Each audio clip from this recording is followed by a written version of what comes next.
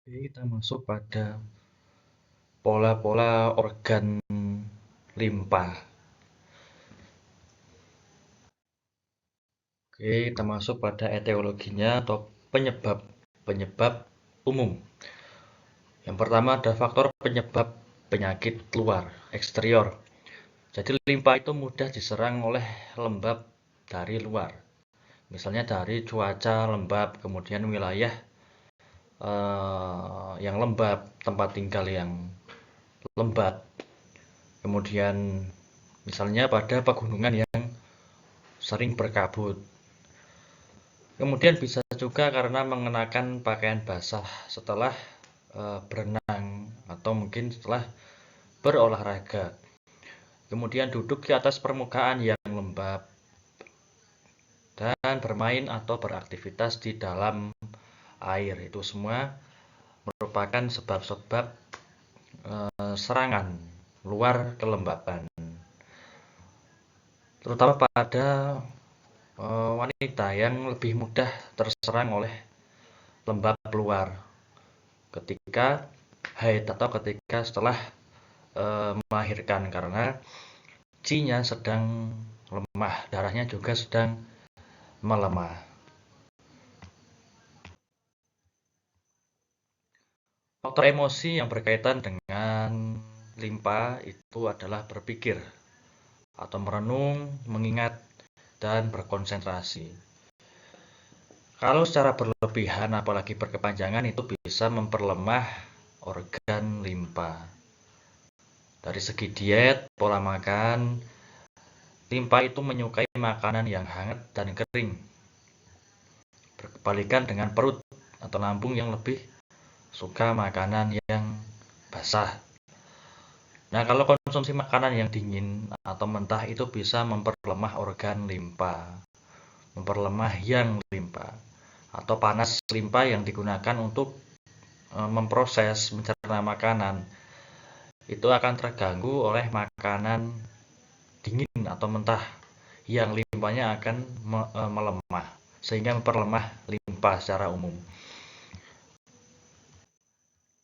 Nah, kita masuk pada pola-pola kekurangan dari organ limpa. Ada kekurangan qi limpa, kemudian kekurangan yang limpa, dan kemudian limpa gagal mengendalikan darah, dan qi limpa tenggelam atau anjlok. Yang pertama kekurangan qi limpa dengan gejala tidak nafsu makan, kemudian kembung pada rongga perut setelah makan, kelelahan, kelesuan, kemudian corak kulitnya putih kekuningan, anggota badan, tangan dan kaki lemah, kemudian tinja yang tidak tertahan. Kalau kekurangan qi limpa kemudian memunculkan kelembapan, itu bisa timbul mual, kemudian perasaan tertekan di dada dan di perut tengah, kemudian perasaan berat, lidahnya pucat atau normal. Kalau pada kasus kronis itu bisa bengkak dan ada celah-celah yang atau parit-parit yang melintang. Kemudian nadinya kosong. Gejala utamanya tidak nafsu makan, kemudian kelelahan, dan tinja yang tidak tertahan.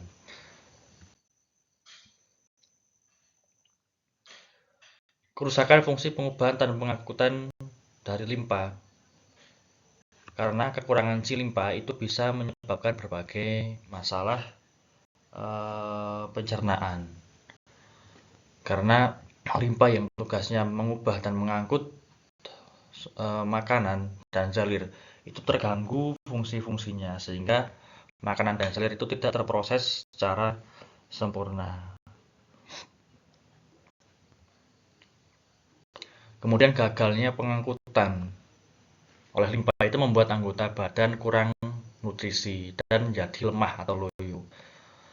Termasuk juga lemahnya pengangkutan qi makanan itu juga menyebabkan kehabisan tenaga. Nah, kehabisan tenaga itulah yang menyebabkan kelelahan atau lemas. Kemudian kelembapan itu yang disebabkan oleh limpa gagal mengubah zalir, kemudian menumpuk, itu punya ciri khas berat. Kelembapan itu punya ciri khas berat. Maka ada perasaan berat atau tertekan di dada maupun di perut tengah. Kelembapan juga mencegah chi perut turun, maka akan timbul seperti mual, muntah, tidak nafsu makan. Itu karena mencegah chi perut turun oleh kelembapan.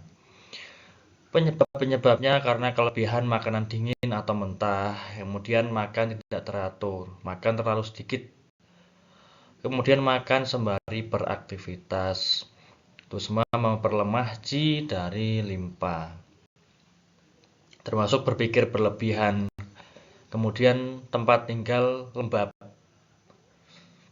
dan juga penyakit kronis memakan chi limpa.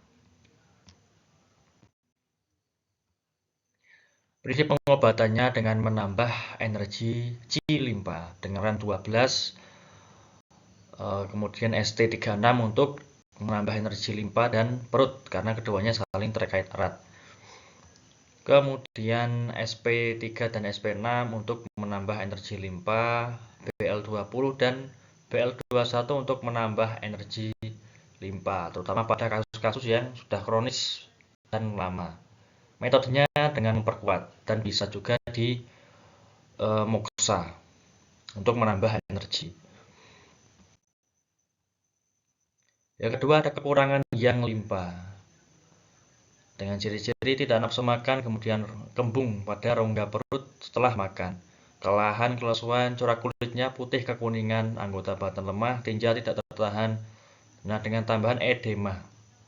Edema, kedinginan, dan anggota badan dingin. Jadi gejala-gejala kekurangan yang limpa itu mirip dengan gejala kekurangan chi limpa, tapi ada tambahannya edema atau bengkak air. Kemudian kedinginan, anggota badan dingin. Karena yang itu kan panas. Panas limpa yang kemudian menjadi kekurangan, maka akan timbul kedinginan. Lidahnya pucat, bengkak dan basah, nadinya lemah, pelan dan dalam. Gejala utamanya tidak nafsu makan, kemudian kelelahan, tinja tidak tertahan, kedinginan, anggota badan dingin. Nah, gejalanya sama seperti gejala kekurangan chi limpa dengan tambahan gejala dingin. Karena yang limpa gagal untuk menghangatkan, karena yang limpanya kekurangan. Kemudian tadi ada ciri khasnya juga edema. Edema itu kan karena kerusakan fungsi limpa, karena yangnya kurang. Dalam pengangkutan zalir, kemudian karena gagal diangkut, zalirnya menumpuk di bawah kulit, maka akan timbul bengkak-bengkak di bawah kulit, menjadi edema, menjadi bengkak air. Terutama nanti di kaki, di bagian kaki, di bagian rongga perut juga bisa terjadi edema. Penyebabnya sama seperti sebab-sebab kekurangan chi limpa, dengan tambahan karena paparan lingkungan dingin dan lembab, utamanya karena paparan lingkungan dingin dan lembab kemudian memperlemah yang paru-paru. Prinsip pengobatannya dengan menambah persediaan energi chi limpa dan juga menghangatkan yang limpa. Titiknya sama seperti tadi, titik kekurangan chi limpa yaitu RAN 12, ST36, SP3, SP6, BL20, BL21. Kemudian dengan tambahan SP9 itu untuk memecah kelembapan, untuk mengurai kelembapan. Kemudian RAN 9, ST28 dan BL22 itu untuk merangsang fungsi pengubahan dan pengangkutan limpa dan juga untuk mengurai edema, untuk bengkaknya. Semuanya dengan memperkuat dan perlu juga dimoksa. Dimoksa untuk menghangatkan yang limpa. Yang ketiga ada limpa gagal mengendalikan darah. Gejalanya sama seperti gejala kekurangan chi limpa, tapi ada tambahannya yaitu yang terkait dengan perdarahan. Misalnya perdarahan dari rahim. Ketika haid misalnya, kemudian mimisan, darah dalam air kencing atau di dalam tinja, kemudian napas pendek, corak kulitnya pucat, kekuningan, dan timbul memar. Lidahnya pucat, nadinya halus. Gejala utamanya perdarahan, kemudian nadi halus dan lidahnya pucat. Nah, limpa itu kan salah satu fungsinya untuk menjaga darah supaya dia tetap berada di pembuluh darah. Tapi ketika C limpa itu kurang secara parah, maka fungsinya di dalam menjaga darah tetap di pembuluh darah itu akan terganggu, akan melemah, kemudian menyebabkan darah gagal dikendalikan, gagal dijaga supaya tetap di pembuluh darah, kemudian darahnya keluar dari pembuluhnya. Itulah yang menyebabkan perdarahan. Sebab-sebabnya juga sama seperti sebab-sebab kekurangan C limpa, tapi ini kemudian berkepanjangan dan parah, sehingga menyebabkan C limpanya ketika lemah secara parah bisa menyebabkan perdarahan karena gagal mengendalikan darah. Nah, ini ada suatu perbedaan antara perdarahan karena panas dan perdarahan karena kekurangan C limpa. Kalau perdarahan karena adanya panas di tubuh, itu karena panas di tubuh itu mendorong darah keluar dari pembuluh darah. Atau bisa juga karena panas itu melukai pembuluh darah, sehingga pembuluh darahnya pecah atau sobek dan menimbulkan perdarahan. Nah, itu masuk pada pola kelebihan. Kalau perdarahannya karena kekurangan C limpa, kemudian karena C limpa kurang, dia gagal untuk menjaga darah di pembuluh darah, itu termasuk pada pola kekurangan.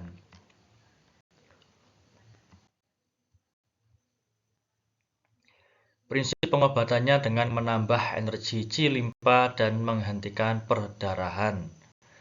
Titiknya sama dengan kekurangan C limpa, yaitu REN 12, ST36, kemudian SP3, SP6, BL20, BL21, kemudian ditambah yang di sini SP10, itu untuk merangsang fungsi pengendalian darah oleh limpa.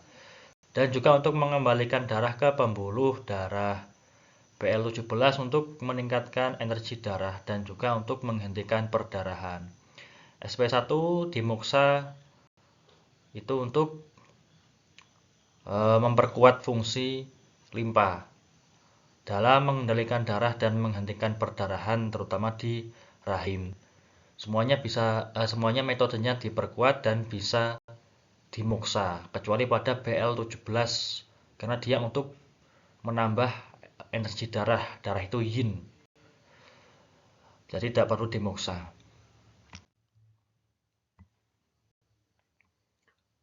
Kemudian yang keempat ada C limpa yang tenggelam atau anjlok. Perwujudannya sama seperti perwujudan kekurangan C limpa tapi dengan beberapa tambahan. Itu ada perasaan tertekan di rongga perut. Kemudian turunnya organ-organ. Misalnya organ perut, rahim, anus, kemudian usus, kemudian vagina, dan kemudian akan timbul sering kencing dan kencing yang tidak tertahan. Itu karena C limpa tenggelam. Lidahnya pucat, nadinya kosong atau lemah, gejala utamanya perasaan tertekan di perut dan turunnya organ-organ. Kurangnya C limpa yang parah. Jadi C limpa yang kurang secara berkepanjangan dan sangat parah itu mengganggu fungsi limpa untuk menaikkan C. Menaikkan C untuk menjaga organ tetap di tempatnya. Itu salah satu fungsi dari limpa. Karena kekurangan C-nya terlalu parah, jadi limpanya gagal untuk menjaga organ tetap di posisi aslinya, menjadi turun, menjadi anjlok, menjadi tenggelam. Jadikan turunnya berbagai macam organ, termasuk pada wasir. Wasir itu kan karena C limpa yang tenggelam juga, dan varises juga sama. Jadi organ tersebut menjadi tidak tepat posisinya dan juga turun dari posisi yang asli.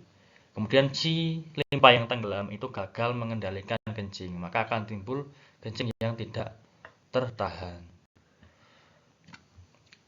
Etiologinya karena kekurangan si limpa parah berkepanjangan. Kemudian berdiri yang berjam-jam secara berkepanjangan itu juga bisa memperlemah energi ginjal. Kemudian bisa memperlemah limpa. Prinsip pengobatannya dengan menambah energi Qi limpa dan menaikkan Qi supaya bisa kembali untuk memposisikan organ di tempatnya ataupun bisa menjaga posisi organ tepat di tempat yang semula. Titiknya sama seperti kekurangan Qi limpa Ren 12, ST36, SP3, SP6, BL20 dan BL21 dengan tambahannya adalah Du20 itu dimuksa untuk menaikkan Qi, terutama pada kasus turun rahim.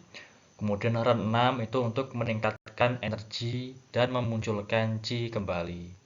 Nah, Ren 6 itu bisa untuk kasus semua organ turun. Semua kasus organ turun manapun organnya itu bisa dengan Ren 6. ST21 untuk meningkatkan energi secara umum, kemudian Tu1 itu untuk kasus turunnya anus. Semuanya diperkuat dan bisa dimoksa. Itu pada kasus turun organ, tapi perlu diperhatikan bahwa akupuntur itu menolong pada stadium yang masih awal atau maksimalnya pada stadium yang pertengahan. Tapi ketika organnya turun kemudian perlu dilakukan tindakan medis karena sudah saking parahnya itu akupuntur tidak dan muksa itu tidak terlalu bisa berpengaruh ketika sudah pada stadium yang akhir, stadium yang sudah parah. Tetap perlu memerlukan tindakan intervensi medis.